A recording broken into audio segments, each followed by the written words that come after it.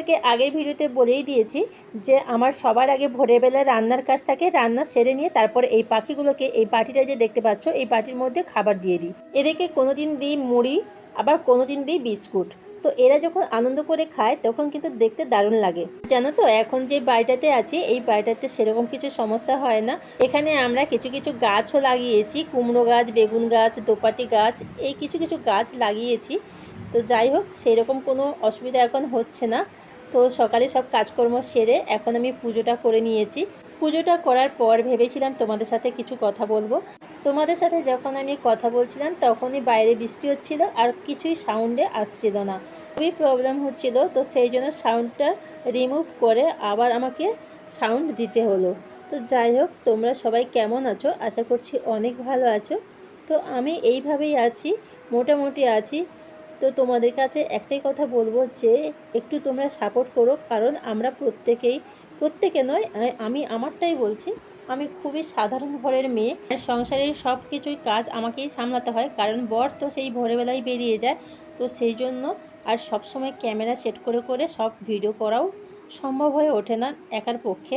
আর সবথেকে বড় কথা হলো আমার স্ট্যান্ডটাও খারাপ হয়ে গেছে। তো সেই জন্য তো আর আমার বেশিরভাগ ভিডিও দেখবে সন্ধেবেলার, কারণ আমার যত কাজ ভোরের বেলা আর সন্ধেবেলা। আর ছবিটাও ভালোভাবে আসে না সেই রকমভাবে। আমি সন্ধেবেলা সব সবজিগুলো কাটতে বসেছি, কারণ সন্ধেবেলায় রান্না হবে, আবার ভোরের বেলার সবজি আমি এই সন্ধেবেলা সব কেটেই রেখে দিই। তো যাই হোক, এখন আমি এইগুলো যে শাকগুলো রান্না করছি এগুলো সব ভোরের বেলায় রান্না। আর এখন আমি বর্তমানে রাত্রেবেলার ডুমুর আর আলু চিংড়ি দিয়ে তরকারি করব, আর ডাল, এটাই রান্না হবে। তো সেই জন্য ডুমুরগুলো কেটে নিচ্ছি, তোমরা দেখতেই পাচ্ছ ডুমুরগুলো একটু বড় বড় হয়ে গেছে। তো সেই জন্য চারদিক থেকে ছিলে ছিলে নিয়ে নিচ্ছি আর মাঝখানটা বাদ দিয়ে দিচ্ছি। আর আজকের আমাদের এমনই ভাগ্য, ছেলে যেখানে পড়তে গিয়েছিল স্যার ওকে নিমন্ত্রণ করেছিল, আর স্যারেদের বাড়িতে পুজো হচ্ছিল। তো পুজো প্রসাদ দিয়েছিল, খিচুড়ি ছিল আর আলুর দম, আর ছিল পায়েস। তো এটাই ছিল। আবার যখন সেন্টারে গিয়েছিল, ও কম্পিউটার থেকে কম্পিউটার সেন্টারে গিয়েছিল, স্যার দিয়েছে তালের বড়া।